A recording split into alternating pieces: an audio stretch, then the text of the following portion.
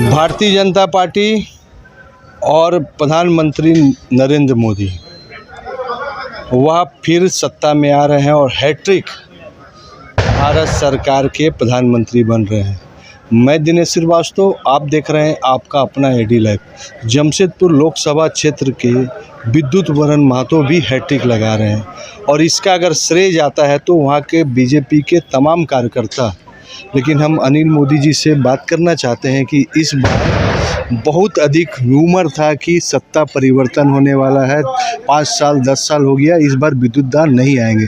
कैसे करके जादुई आंकड़ा पार किया गया? देखिए, कोई जादुई आंकड़ा नहीं है। हम लोग तो शुरू से आश्वस्त थे कि हम लोग पुनश्च आएंगे, क्योंकि देखिए भारतीय जनता पार्टी चुनाव की तैयारी ऐन मौके पर नहीं करती। हमारे कार्यकर्ता 5 साल पर सक्रिय रहते हैं और हर मंडल में हमारे बूथ स्तर पर कमेटियां बनी है, कार्यकर्ता सक्रिय हैं, तो साल भर लोगों से जुड़ाव रहता है। तो हमारे कार्यकर्ता तो रोज़ लोगों के पास जा रहे हैं और लोग आश्वस्त कर रहे हैं कि नहीं, आपके प्रत्याशी को जिताएंगे। और पूरे जमशेदपुर में आप देखेंगे तो मोदी का नाम और विद्युत महतो ने जो पिछले 5 साल में काम किए, 10 साल में काम किए, वो काम सर चढ़कर बोला है।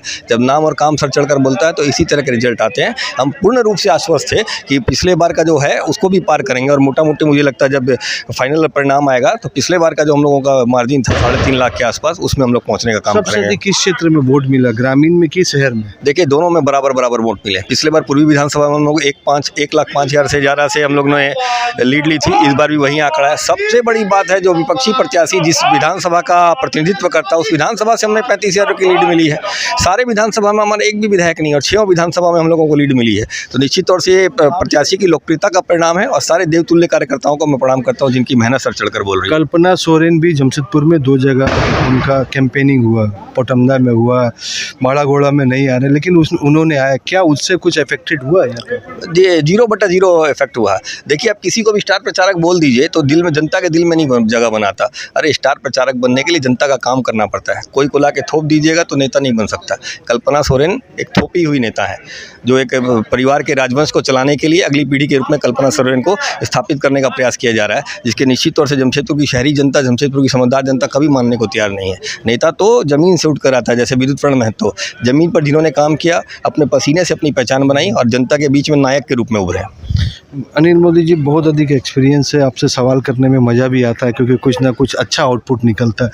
अब हम राष्ट्रीय दृष्टिकोण से सवाल पूछना चाहते हैं कि नरेंद्र मोदी जी का 2014, 2019 और 2024 में जो मैंडेट मिला है वह 2019 जैसा नहीं है, क्यों? देखिए, जिस देश में कांग्रेस ने लगातार शासन की आज़ादी के बाद से नेहरू का जो राजवंश था उसको याद कीजिए। 3 बार नेहरू जी प्रधानमंत्री बने थे, उसके बाद किसी प्रधानमंत्री को 3 बार रहने का मौका नहीं मिला। हम लोग तो ये मान रहे हैं कि जो पूरे देश में एंटी इनकम्बेंसी की बात चल रही थी, सबको पछाड़कर पुनश्च एनडीए पूर्ण रूपेण सत्ता के पास पहुंची है। यही बहुत बड़ी जीत है। देश के जनता ने ये दिखा दिया है कि हमें एंटी इनकम्बेंसी से कोई मतलब नहीं। यदि जो काम करेगा उसको चुनने का काम करेंगे। सीटें आगे पीछे रहती है, निश्चित तौर से जिस सीट पर हम लोगों को ज़्यादा उम्मीद थी, कुछ कम हुआ है तो उस पर समीक्षाएँ होंगी, लेकिन फिर भी जनता को धन्यवाद है कि उन्होंने बहुमत के लायक हम लोगों को लाकर छोड़ा है और पुनश्च देश में तीसरी बार लगातार नरेंद्र मोदी जी प्रधानमंत्री के रूप में देश का नेतृत्व करें। क्षेत्रीय दल बहुत अच्छा इस बार रिजल्ट किए। अगर बंगाल की बात करें तो ममता बनर्जी ने बहुत अच्छा फाइट किया। यूपी में जो सबसे अधिक गढ़ था, अयोध्या राम मंदिर, उधर योगी जी की सरकार, वहाँ पर आपको कांटे की टक्कर मिला, ऐसा क्यों? देखिए, जब लोकसभा का चुनाव होता है तो राष्ट्रीय मुद्दे हावी रहते हैं। पहली बार मुझे लगता है कि इस तरह का चुनाव हुआ जिसमें कुछ लोकल मुद्दे भी हावी हो गए।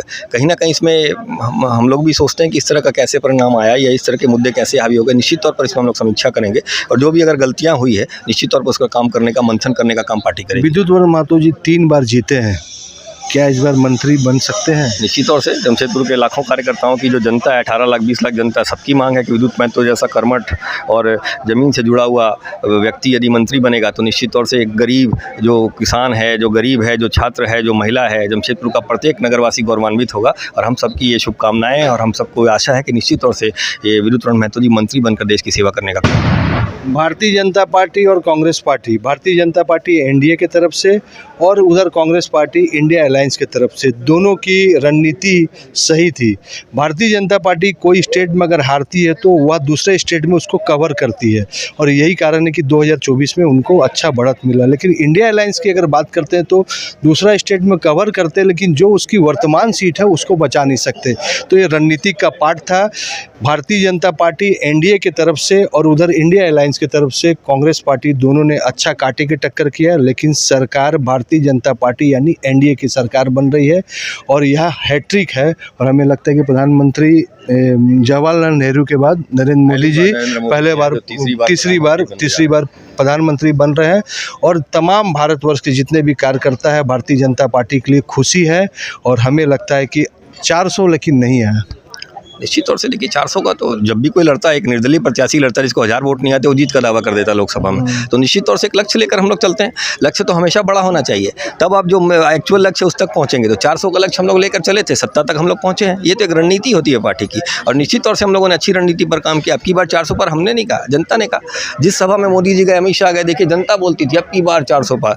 किसी व्यक्ति से रोड में मिलिए, बोलता अब की बार 400 पार। तो जनता की मांग थी ये 400 पार। निश्चित तौर से नहीं हो पाया, लेकिन कोई बात नहीं, हम लोग सत्ता में हैं, तीसरी बार आ रहे हैं, एंटी इनकम्बेंसी को दबा कर आ रहे हैं। तो पूरे देश की जनता को हम लोग बधाई देना चाहते हैं। एक तरफ पूरे भारतीय जनता पार्टी का वह रणनीति जिनके कारण प्रधानमंत्री मोदी जी ने हैट्रिक लगाया और एक तरफ मोदी जी, अनिल मोदी जी की पूरी तमाम कोर टीम जो हर वक्त विद्युत वृंद के साथ छाया के साथ रहती थी, उनको बताते थे कि दादा आपको ऐसे करना है वैसे करना है, और जिसके कारण है कि यह भी हैट्रिक सीट गया है।